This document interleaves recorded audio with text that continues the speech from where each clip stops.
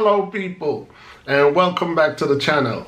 If this is your first time on the channel, a special welcome to you. I ask that you check out the rest of my videos. If you like what you see, give them a thumbs up, leave a comment, but more than anything, I'm asking that you subscribe to the channel.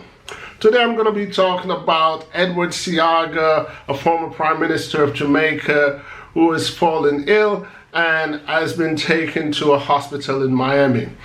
For all of you who might be watching and don't quite know who Edward C Agra is, it's an individual that I've covered maybe once or twice on my channel before. You can check out those videos. Edward C Agra is an American-born Jamaican Lebanese individual who was Jamaica's Prime Minister, I believe, from 1980 to 1989. When I did a video on Edward C Agra, I did two. One of them was pretty much asking, how did an American-born became the Prime Minister of Jamaica? I got a lot of feedback from that. Some was mixed feedback. Some believe that Edward C Agra was a plant and he was actually placed in Jamaica to eradicate Michael Manley's intention. Edward C Agra was actually pretty much just a puppet for the United States of America who works closely with the CIA and the Reagan administration. In my other video, I pretty much was just asking who people think was the best Prime Minister of Jamaica in their time. Some people did say Edward C Agra. Anyway, the reason why I decided to cover this topic, it's very simple and very transparent.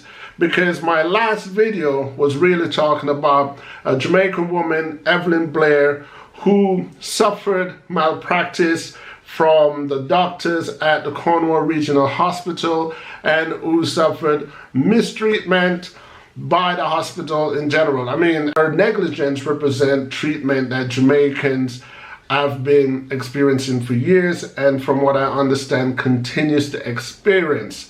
But here's the thing.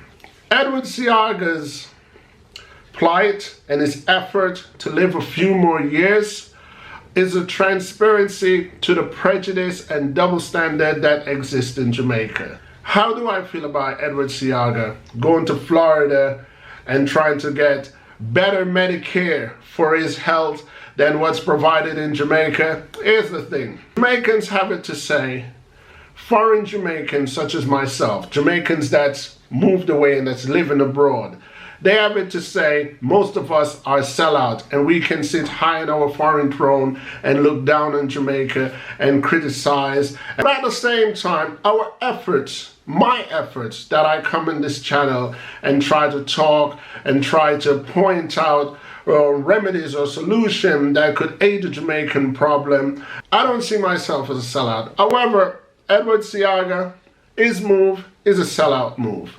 If you're a nationalist, if you're a Jamaican nationalist, if you're someone that love your country and love your people, you don't rely on the security, the individual security that you and your family has provided for yourself. That here's the deal. We've got visa or we've got dual residency.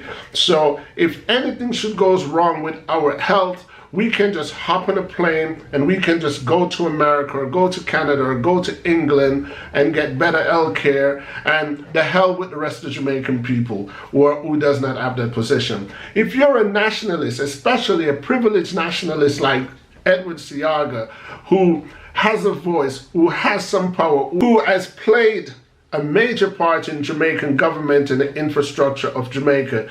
If Edward C Agra cared anything about Jamaican people, he would have enforced the infrastructure of better Medicare and better medical service in Jamaica. So when someone such as himself has fallen ill, he don't have to go to America. He doesn't have to go to Florida to get any better treatment.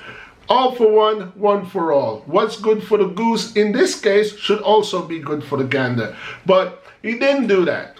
I understand as an individual, upper class or lower class, we want the best for ourselves and we want the best for our family.